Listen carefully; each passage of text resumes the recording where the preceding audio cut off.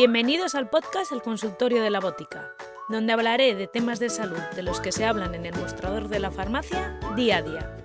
También podéis verlo en versión animada en mi canal de YouTube.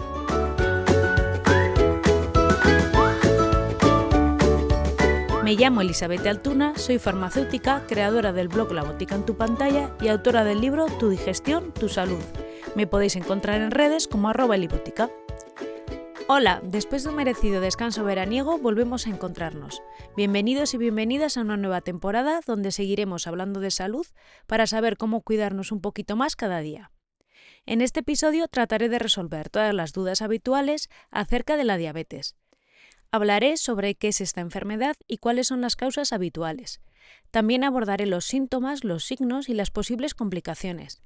Además, explicaré cómo podemos prevenirla y los posibles tratamientos. Probablemente conoces a alguien con diabetes, no es casualidad. Según la Federación Internacional de Diabetes, 1 de cada 9 personas en el mundo de entre 20 y 79 años la padece, unos 589 millones. De hecho, esta enfermedad causó 3,4 millones de muertes en 2024, y las previsiones no son buenas. Estamos ante una de las grandes epidemias del siglo XXI. Lo preocupante es que, en la mayoría de los casos, la diabetes tipo 2 es prevenible. Entonces, ¿por qué sigue avanzando sin control? Voy a empezar explicando qué es la diabetes. De manera resumida, se puede decir que la diabetes es una alteración en el metabolismo de la glucosa. Esto ocurre porque el cuerpo no produce suficiente insulina o no la utiliza bien. ¿Y qué es la insulina? Es una hormona que produce el páncreas y que ayuda a que la glucosa entre en las células para ser usada como fuente de energía. Cuando comemos alimentos con hidratos de carbono, como frutas, cereales o dulces, el cuerpo transforma los azúcares. Y gracias a la insulina, las células deberían poder absorberlos correctamente. Por ejemplo, si la glucosa está en 180 porque nos estamos tomando un helado, se va a producir insulina. ¿Para qué? Para devolver esa variable a cifras normales. También ocurre en sentido contrario. Si, por ejemplo, os pincháis insulina por accidente, por poner un ejemplo tonto, os bajará el azúcar. Entonces, las hormonas de la contrarregulación, como la adrenalina, el cortisol o el glucagón, se encargarán de devolver esa variable a la normalidad. Si falta insulina o si las células no responden bien a ella, el azúcar no puede entrar en las células y se queda circulando en la sangre. Como resultado, se produce una hiperglucemia, es decir, niveles elevados de glucosa en sangre. La glucosa es una importante fuente de energía para las células del organismo y sin insulina no se puede vivir. De hecho, las personas con diabetes, hace no tanto, se morían. No había forma de salvar la vida. Hace algo más de 100 años, el descubrimiento de la insulina cambió radicalmente la historia de la diabetes. Aunque ya se conocía desde la antigüedad, no existía un tratamiento eficaz hasta que lograron aislarla en 1921. Un año después, Leonard Thompson fue el primer paciente tratado con éxito. Desde entonces, la insulina ha evolucionado enormemente. En 1955 se secuenció su estructura, permitiendo la creación de insulina sintética.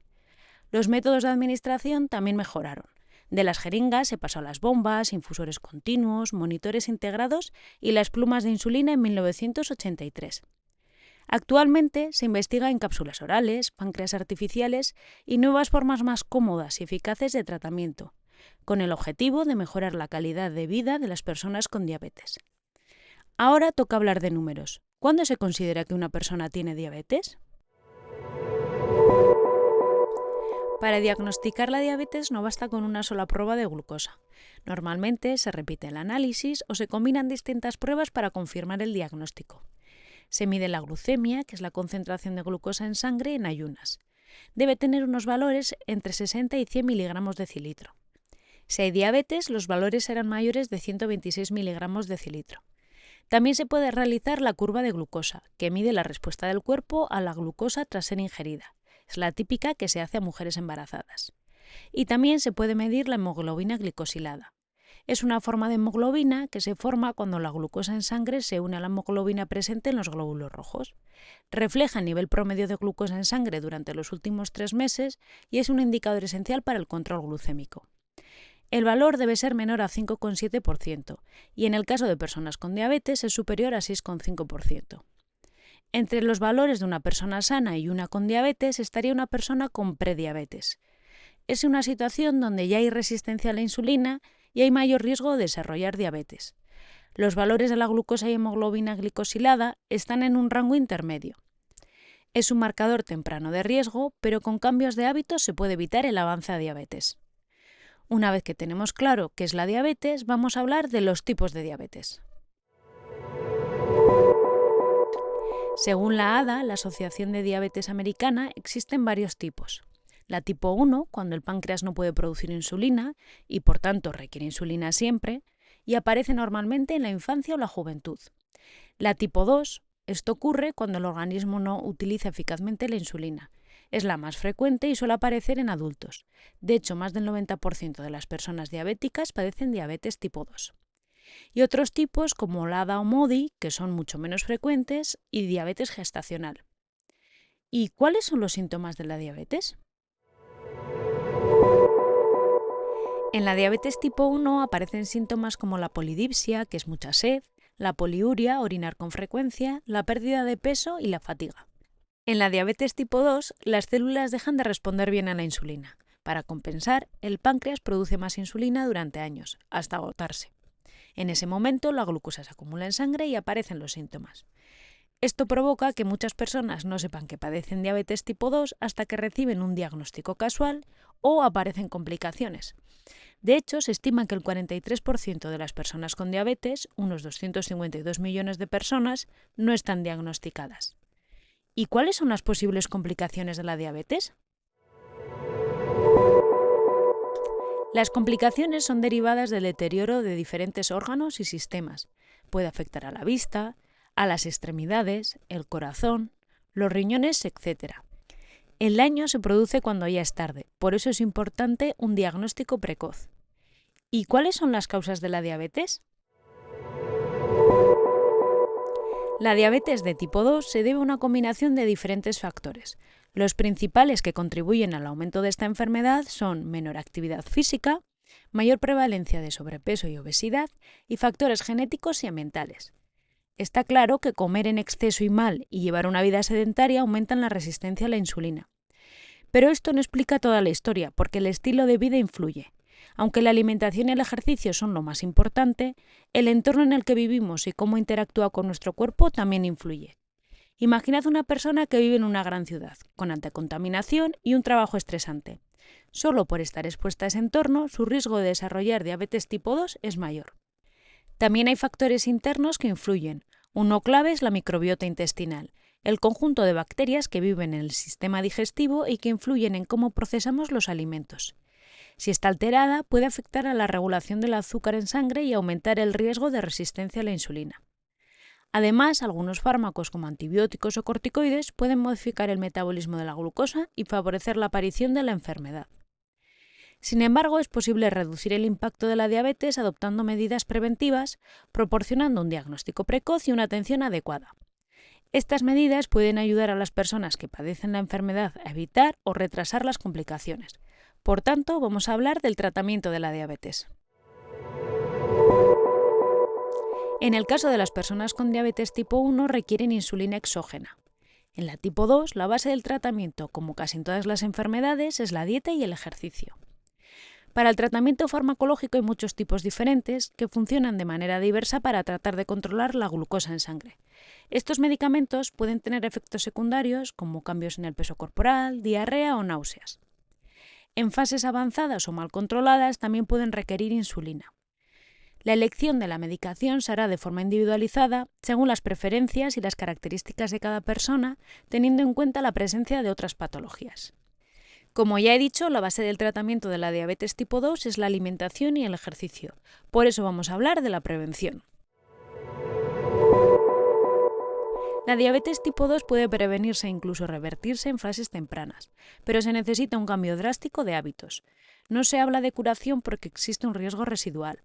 La persona que ya ha sido diagnosticada de diabetes puede volver a desarrollar diabetes si vuelve a tener unos hábitos inadecuados. Hay que practicar ejercicio físico de forma regular y lo ideal es combinar ejercicio de fuerza y cardiovascular. El de fuerza es especialmente importante porque hay que hacer trabajar al músculo. Tiene que ser ejercicio bien planteado y bien hecho, minimizando el riesgo de lesión. La alimentación es una de las herramientas más potentes que tenemos para cuidar la salud. Ahora bien, es importante recordar que no hay una única manera de comer bien para todos. Cada persona con diabetes es diferente. Hay distintos tipos de diabetes, diferentes edades, estilos de vida, etapas de la enfermedad e incluso otras condiciones de salud que pueden influir. Por eso, lo ideal es adaptar siempre las recomendaciones a cada caso particular. Dicho esto, sí hay ciertos principios generales que pueden ayudarnos a tomar decisiones más conscientes cuando se trata de la comida. Elige alimentos con baja carga glucémica. La carga glucémica se refiere a la cantidad de carbohidratos que tiene un alimento. También hay que tener en cuenta el índice glucémico, que es a la velocidad con la que esos carbohidratos se absorben y elevan el azúcar en sangre.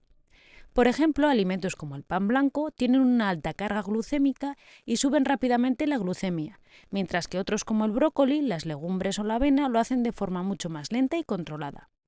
Los alimentos ricos en fibra, como las legumbres, frutas, verduras o cereales integrales, no solo nos ayudan a mantenernos saciados por más tiempo, también hacen que los carbohidratos se absorban de forma más progresiva. Además, la fibra es una gran aliada para cuidar de nuestra flora intestinal, lo que también impacta positivamente en el control de la glucosa. Los alimentos ricos en proteínas, como las carnes magras, los huevos, el pescado azul, los garbanzos o incluso los frutos secos, ayudan a mantener la masa muscular y tienen un efecto saciante. Además, muchos de ellos aportan grasas saludables y micronutrientes esenciales como el magnesio, el potasio o el zinc, que están relacionados con una mejor sensibilidad a la insulina. Tampoco hay que olvidarse de las grasas buenas y los antioxidantes. El aceite de oliva virgen extra, aguacate, semillas de chía, lino, frutos secos como los pistachos, todos ellos aportan grasas saludables y compuestos antiinflamatorios. Incluso alimentos como el chocolate negro, el té negro o el café pueden tener beneficios gracias a sus antioxidantes, si se consumen con moderación. Además, recordar que especias como la cúrcuma o la pimienta no solo dan sabor, sino que también tienen propiedades antioxidantes y antiinflamatorias que pueden aportar beneficios extra.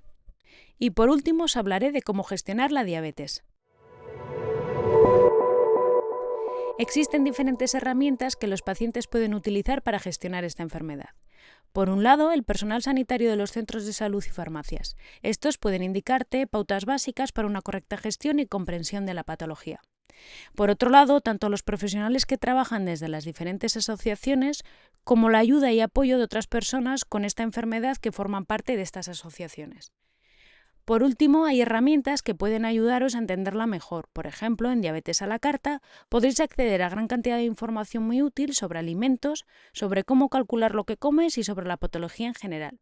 Si os habéis quedado con ganas de saber más sobre esta enfermedad, os dejo los links a los artículos de mi blog en las notas del programa o os podéis suscribir a mi newsletter en la que os contaré más cosas sobre esta enfermedad.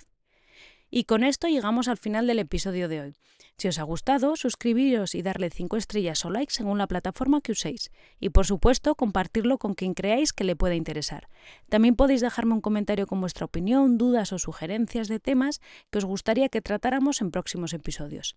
Si queréis saber más sobre salud, pasaros por mi blog La Botica en tu pantalla o suscribiros a mi newsletter quincenal donde hablo de bienestar digestivo, cuidado de la piel y muchos otros temas del día a día. Si queréis profundizar más en cómo mejorar vuestra digestión para ganar en salud, os invito a echarle un vistazo a mi libro Tu digestión, tu salud, disponible en Amazon. Es una guía práctica y cercana para reconectar con tu bienestar desde el sistema digestivo. Muchas gracias por estar al otro lado. Animaos a dejar vuestras valoraciones y comentarios. Son clave para seguir creando contenido y resolver más dudas sobre salud. En el próximo episodio os hablaré sobre el efecto del otoño en vuestra salud. La disminución de las horas de luz solar y la variabilidad del clima pueden afectar tanto al sistema inmunológico como al estado de ánimo, haciendo que ciertas patologías se presenten con mayor frecuencia. Por tanto, comprender cómo el otoño influye en nuestro organismo es clave para adoptar medidas preventivas y mantener un buen estado de salud durante esta estación. Hasta dentro de un par de semanas.